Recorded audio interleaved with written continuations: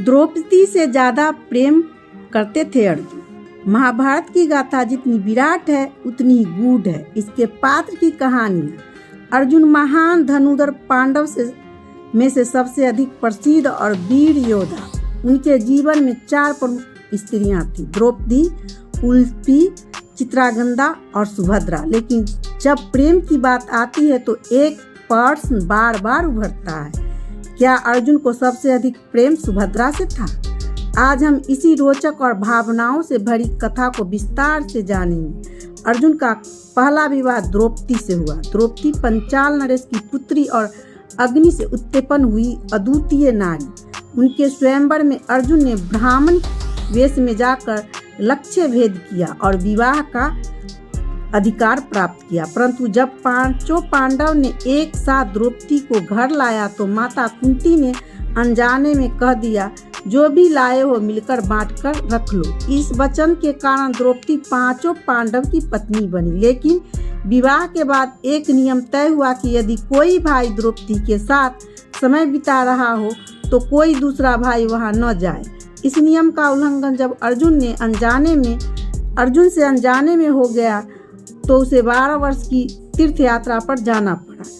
अपनी तीर्थ यात्रा के दौरान अर्जुन की मुलाकात नाग कन्या उलूपी से हुई। उलूपी ने पहले अर्जुन को मारने का प्रयास किया क्योंकि इंद्रप्रस्थ के निर्माण के दौरान अर्जुन ने कई नागों को नुकसान पहुंचाया था। लेकिन जब उलूपी ने अर्जुन को देखा तो वो उसके साहस और तेज से मोहित हो गई। उन्होंने अर्जुन को चेतना सुनने कर अपने नागलोक ले गई और विवाह का प्रस्ताव दिया। कुछ कथाओं के अनुसार उलूपी ने अर्जुन को यह भी चेतावनी दी कि यदि वे विवाह के लिए राजी नहीं हुई तो उन्हें कभी वापस नहीं जाने देगी। अर्जुन ने अंत में विवाह स्वीकार कर लिया, जिससे उसका पुत्र इरावन उत्पन्न हुआ। इसके बाद अर्जुन मणिपुर पहुंचे और जहां उनका परिचय चित्रांगदा से हुआ। चित्रांगदा मणिपुर नरेश की पुत्री थी। राजा की एक शर्त थी, चित्रांगदा से उत्पन्न संतान मणिपुर में ही रहेगी और वही शासन करेगी। अर्जुन ने यह शर्त स्वीकार की और उनसे विवाह किया। उनका पुत्र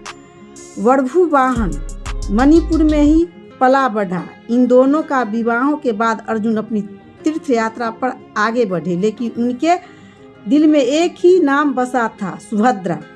जब अर्जुन द्रोणाचार्य से शिक्षा ले रहे थे तब वे अक्सर अपनी चचेरी बहन सुभद्रा के सौंदर्य और गुणों की चर्चा अपने मित्रों से किया करते थे।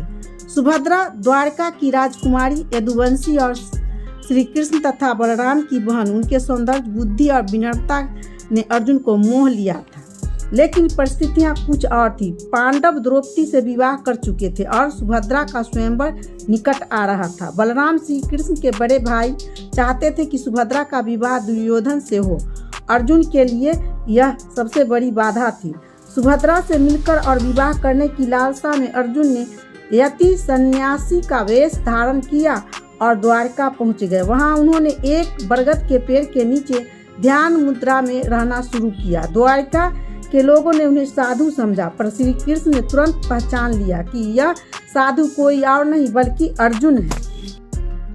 श्री कृष्ण ने सारी स्थितियां समझी और कहा, अगर सुभद्रा भी तुमसे प्रेम करती है तो मैं स्वयं तुम्हारी सहायता करूंगा। बलराम को अर्जुन की पहचान का पता न चले, इसलिए श्री कृष्ण ने उन्हें यति के रूप में सुभद्रा के महल के पास रहने की अनुमति दिलवाई। यही पर सुभद्रा की नजर पहली बार उस साधु पर पड़ी जो एकांत में बैठा था। सुभद्रा अर्जुन के पराक्रम और धनु विद्या के बारे में पहले ही सुन चुकी थी। जब उन्होंने साधु से बातचीत शुरू की तो उन्होंने अर्जुन के बारे में जानने की जिज्ञासा प्रकट की। क्या आप अर्जुन को जानते हैं? क्या वह उतने ही पराक्रमी है जितना लोग कहते हैं? अर्जुन अपनी प्रशंसा सुनकर मुस्कुरा उठे। उन्होंने युद्धों, पांडवों और धर्म युद्ध की कहानियां सुनाई। धीरे धीरे दोनों के बीच एक आत्मीय संबंध बन गया। एक दिन सुभद्रा ने साधु से पूछा, क्या आप मेरे मन की बात पढ़ सकते हैं? क्या आपको लगता है कि मुझे अर्जुन से प्रेम हो गया है? यह सब अर्जुन को बरसों से सुनना चाहते थे। उन्होंने उसी क्षण अपनी असली पहचान सुभद्रा को बता दी। सुभद्रा कुछ पल के लिए स्तंभ रह गई, परंतु फिर उसके चेहरे पर एक मधुर मुस्कान फैल गई। तभी श्री कृष्ण वहां आ पहुंचे और कहा, अब समय है निर्णय लेने का। विवाह तभी संभव है जब तुम सुभद्रा को रथ में बैठाकर ले चलो। श्री कृष्ण स्वयं अर्जुन को रथ दिया और बताया कि सुभद्रा रोज रुद्र मंदिर जाती है। वहीं से सुभद्रा को लेकर भागने की योजना बनाई गई।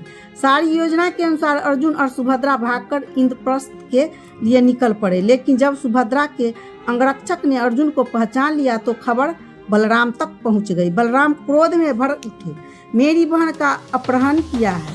उन्होंने युद्ध की घोषणा कर दी, लेकिन श्री कृष्ण ने बलराम को शांत किया और समझाया कि सुभद्रा ने स्वेच्छा से अर्जुन के साथ विवाह किया है। यह क्षत्रिय धर्म के अनुसार पूर्णतः उचित है। अंत में बलराम ने इस विवाह को स्वीकृति दे दी। इंद्रप्रस्थ पहुंचने के बाद अर्जुन ने सुभद्रा से कहा, तुम जानती हो कि द्रौपदी के वचन दिया है कि जब तक वह जीवित है कोई और पत्नी इंद्रप्रस्थ में नहीं रह सकती है। सुभद्रा ने अर्जुन की बात गंभीरता से ली और साधारण वेश में द्रौपदी से मिलने पहुंची। उन्होंने स्वयं को एक ग्वालिन बताया, श्री कृष्ण की बहन बताया और विनम्रता से सिर झुका लिया। द्रौपदी जो श्री कृष्ण को भाई समान मानती थी, सुभद्रा की सरलता और श्रद्धा से प्रभावित हो गई। उन्होंने सुभद्रा को गले लगा लिया। धीरे धीरे दोनों के बीच सच्ची मित्रता का संबंध बन गया और जब सुभद्रा ने अपने प्रेम की सच्चाई और अर्जुन के लिए अपनी भावना साझा की तो द्रौपदी उन्हें आशीर्वाद दिया। अर्जुन और सुभद्रा का विवाह एक प्रेम, त्याग, साहस और युक्ति का संगम था। यह कथा दर्शाती है कि जहाँ सच्चा प्रेम होता है वहाँ राह स्वयं बन जाती है, भले ही उस राह में कितनी भी बाधाएं क्यों न हो। अगर आपको यह कथा पसंद आई हो तो कृपया लाइक करें, शेयर करें और हमारे चैनल को सब्सक्राइब करना न भूलें। अगली बार फिर मिलेंगे एक और प्रेरणादायक और अद्भुत कथा के साथ। राधे राधे, हरि ओम।